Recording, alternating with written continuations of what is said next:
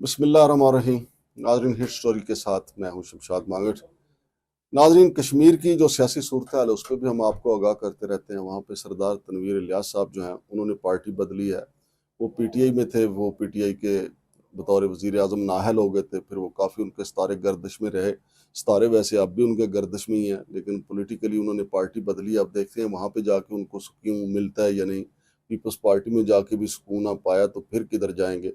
मेरे साथ मौजूद हैं जनाब यासर आरिफ साहब, जो कि कश्मीर अमूर पे काफ़ी दस्तरस रखते हैं। उनसे हम जानेंगे कि सरदार तनवीर इलियास ने जो पार्टी बदली है, क्या उनकी कोई अच्छे आइंदा के लिए उनके लिए कोई अच्छा शगुन होगा या नहीं होगा। अस्सलाम वालेकुम यासर साहब। वालेकुम अस्सलाम मांगट साहब। यासर साहब, सरदार तनवीर इलियास साहब जो है वो पीटीआई से होते हुए फिर आप चले गए हैं। पहले तो वैसे काफ़ी अर्सा वो घर बैठे रहे, फिर कारोबार भी अपना चलाने की कोशिश करते रहे, ताज रेजिडेंशिया की फाइलें भी बेचने की कोशिश करते रहे। फिर उन्होंने एक बेरोजगार स्कीम निकाली, उस पर बड़े इतराज़ात आने शुरू हो गए कि लोगों ने कहा कि हमें हमारे पैसे लूट लिए गए हैं। अब वो चले गए हैं पीपल्स पार्टी में। तो क्या पीपल्स पार्टी उनको रास आएगी या वो पीपल्स पार्टी को रास आ जाएंगे? बहुत शुक्रिया मांगट साहब, जो आपने थोड़ा सा जिक्र कर दिया बैकग्राउंड में। शायद सरदार तनवीर इलियास खान साहब बस ये बिजनेसमैन, एक बड़े बावकार शख्सियत थे, बड़ा नाम था, दुनिया उनको जानती थी, एक बड़ा उन पे फख्र किया महसूस किया जाता था और बड़ा उन्हें काउंट किया जाता था। लेकिन जब से उन्होंने सियासत में कदम रंजा फरमाए हैं, उसके बाद से वो मुसलसल तजादात की जो है ना भीड़ चढ़ रहे हैं। सियासत में आए, पीटीआई भी रहते हुए पंजाब हुकूमत के अंदर वो एडवाइजर बने, वहाँ एक कंट्रोवर्सी बनी जिसके बाद उन्हें वहाँ से निकाल दिया गया, एक स्कैम आया उनके खिलाफ। उसके बाद वो आज़ाद कश्मीर की सियासत में आए, वहाँ पे पीटीआई के बतौर वज़ीर आज़म वो आज़ाद कश्मीर में आए, लेकिन पहली बार उन्हें वज़ीर आज़म नहीं बनाया गया। फिर उन्होंने एक बड़ी लड़ाई की, साल के बाद वज़ीर आज़म बने क्यूम नियाजी के खिलाफ, क्यूम नियाजी के खिलाफ, और उन्हें गिराया, और गिराने के बाद वो खुद वज़ीर आज़म बने, लेकिन वज़ीर आज़म रह कर भी सिर्फ 9 माह अपने इक़्तिदार बरकरार रख सके। उसके बाद वहाँ से उतार दिए गए। उसके बाद उन्होंने छलांग लगाई इस्तेकाम पाकिस्तान पार्टी के अंदर। वहाँ पे भी कुछ ज़्यादा उन्हें नहीं, पाकिस्तान में जब इंतखाबात के नतीजे इस्तेकाम नहीं मिला और पता चला कि वो इस्तेकाम पार्टी पूरे पाकिस्तान के अंदर 2 या 3 नशिस्तें हासिल कर सकी है। फिर मायूसी, फिर एक तवील इंतज़ार, उसके बाद बिला आखिर वो फिर पीपल्स पार्टी को प्यारे हो गए। लेकिन पीपल्स पार्टी में भी उनकी ये शमूलियत इंतहाई कंट्रोवर्सी का शिकार होते ही हो चुकी है। पहले मुझे ये बता दें कि एक उनका डायलॉग था कि मैं जहां पाऊं रखूं धुआं निकलता है, तो पीपल्स पार्टी से धुआं निकलना शुरू हुआ है कि नहीं? मेरे ख्याल में पीपल्स पार्टी के अंदर बारिश, बादल और इस तरह की जो है ना नमी इतनी है, वहां पे बैठे हुए लोगों ने वहां पे इतनी नमी की हुई है कि वहां धुआं निकलने के इम्कानात ही नहीं है। वहां आग की कहीं जो है ना वो तीली भी जो है वो बड़ी मुश्किल से जल पाती है वहां पे, क्योंकि पहले से इतने कदावर लोग बैठे हुए हैं। वहां पर हाजी मोहम्मद याकूब खान साहब, साबिक वज़ीर आज़म और साबिक सदर, चौधरी मोहम्मद यासीन खान साहब, एक पीपल्स पार्टी के अंदर उनका एक बहुत तवील सारी जिंदगी का एक कैरियर है उनका। उसके साथ और बहुत सारी शख्सियात, चौधरी रियाज साहब इनको सुना लेके गए उस पीपल्स पार्टी में। बिलाशुबा सबसे पहला जो बारिश का कतरा बने थे वो चौधरी रियाज ही बने थे। ये तब की बात है जब सरदार तनवीर इलियास खान साहब अडयाला जेल में कैद थे और फैमिली को उनसे मुलाकात की इजाज़त नहीं दी जा रही थी। तो फिर फैमिली ने जब अप्रोच किया चौधरी रियाज साहब को, तो वो उन्हें फैमिली के एक मेंबर को साथ बिठाकर एक जेल खनाजात की एक आला शख्सियत से उन्होंने उनके साथ मिलवाया, और मिलवाने के बाद उन्होंने ये मुलाकात करवाई। पहला बारिश का कतरा तो चौधरी रियाज ही साहब। आखिर चौधरी रियाज साहब को कोई तो सरदार तनवीर इलियास साहब की कोई अदा तो पसंद आई होगी ना? अदाएं चौधरी रियाज साहब को तनवीर इलियास साहब में पसंद आने वाली बहुत सारी हैं। इस हवाले से सरदार तनवीर इलियास खान साहब अपनी जिंदगी में, अपनी लाइफ के अंदर एक अंजुमन है, और बिलखुसूस जो पीपल्स पार्टी का मजाज है उसकी रंगीनियों के हवाले से सरदार तनवीर तो सबको अट्रैक्ट करते हैं। वो उसके ऊपर हम ज्यादा बहस नहीं करते, तो इसलिए अट्रैक्शन तो का ये अंजुमन पे जो ज्यादा आपने जोर दिया ना, तो मुझे पाकिस्तानी फिल्मों वाली अंजुमन याद आ गई, जो आपने जोर दे के कहा ना, एक अंजुमन है जी। तो डेफिनेटली अंजुमन, वो कहते हैं, वो खुद भी अपनी ज़ात में अंजुमन है, तो जहाँ पे वो महफिल लगाते हैं वो भी सारी अंजुमन ही बन जाती है। तो ये तो है। लेकिन जो असल बात है मांगट साहब, जिसके ऊपर एक बहस चल चुकी है और कुछ तनवीर इलियास साहब की तरफ से भी उसके ऊपर एक कोई थोड़ा सा स्टेटमेंट मैंने देखा, मेरी नज़र से गुजरा, वो ये कि तनवीर इलियास साहब बाई रोड कराची गए। अच्छा। अचानक गए। दूसरे अल्फाज में आप ये कह सकते हैं कि वो छुप कर कराची गए। क्यों? इस चीज ने एक तो ये चीज वाजे कर दी है कि शायद वो जो कुछ लोगों से उन्हें ये खतरा था कि वो उन्हें बाई एयर जाने से शायद जाने में उनको रुकावट बने। एयरपोर्ट पे आपको पता है चेक इन चेक आउट होता है, फिर और जहाज में आपके वाकफकार लोग मिल जाते हैं, बहुत सारी चीजें होती हैं। उसकी जो मैंने थोड़ी सी खोज लगाई है वो ये पता चला है कि एक अटेम्प्ट इसी तरह की जहाज वाली पहले भी की गई थी।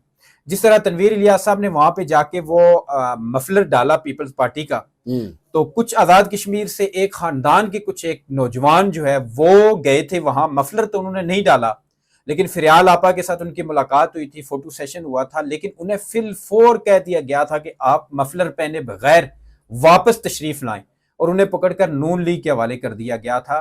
वो उनका ताल्लुक भी पुंछ से है। अच्छा। तो मुझे वो, क्योंकि उस वक्त ये बात चली थी कि ये बुनियादी तौर पे तनवीर इलियास साहब ने अपनी एंट्री से पहले एक पीपल्स पार्टी के अंदर एक अपनी नुमाइंदगी के लिए किसी को भेजा है, लेकिन वो क्योंकि फ्लॉप हो गया था, उसके बाद जो उनके ऊपर काम करने वाले लोग थे उनके साथ, तो उन्होंने शायद ये महसूस किया कि कहीं किसी तरफ से प्रेशर आके इन्हें भी रोका जा सकता है, तो उन्होंने फिर बाई रोड का रास्ता इख्तियार किया और बाई रोड ये वहां पे पहुंचे। और मेरी इतलात ये हैं कि कुछ जगहों से, जहां से कुछ एक खास जगह से जो मुतलका जगह है वहां से इजाजत लेना होती है, वहां से उन्होंने उस तरह एहतमाम के साथ तनवीर साहब ने इजाजत नहीं ली। लेकिन मेरी तो जो मालूमात है ना कि इनको जो कहा गया है कि बैरिस्टर सुल्तान साहब जो हैं वो सियासत से रिटायर होने वाले हैं, तो लिहाजा आपकी जगह या तो बतौर वजीर आजम बनेगी या बतौर सदर बनेगी आज़ाद कश्मीर, तो लिहाजा आप फौरी तौर पे पीपल्स पार्टी के बेड़े पे चढ़ जाएं तो आपको कुछ ना कुछ मिल जाएगा, और कुछ नहीं तो सीनियर वजीर तो आप बन ही जाएंगे।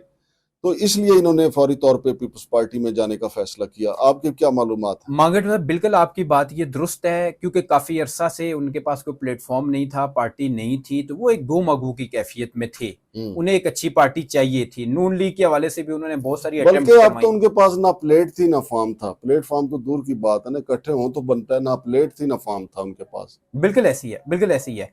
तो अब जो उन्हें जो ऑफर्स की गई हैं, पीपल्स पार्टी बड़ी से बड़ी ऑफर भी उन्हें कर सकती है। पीपल्स पार्टी का एक खास मजाज है, आपको पता है, वो ऑफर्स कर रहे होते हैं, लेकिन एट दी एंड, इससे पहले बैरिस्टर सुल्तान महमूद चौधरी साहब भी किसी बड़ी ऑफर की बुनियाद पे दूसरी वापस पीपल्स पार्टी के अंदर गए थे, लेकिन उनकी वो ऑफर वहां पे कबूल नहीं की गई थी। बाद में उनके साथ जो है ना धोखा हुआ था, ये रिकॉर्ड के ऊपर मौजूद है। नहीं, लेकिन यासर साहब ये भी तो देखें ना, सरदार तनवीर इलियास साहब पहले की तरह जरखेज नहीं है। पहले पूरे का पूरा देखे ना, सेंटोरस उनके पास था। वो किसी भी सियासी शख्सियत को एक जो है वो बड़ा फ्लैट बिग साइज का दे सकते थे, किसी का दफ्तर वहां पे खोल सकते थे।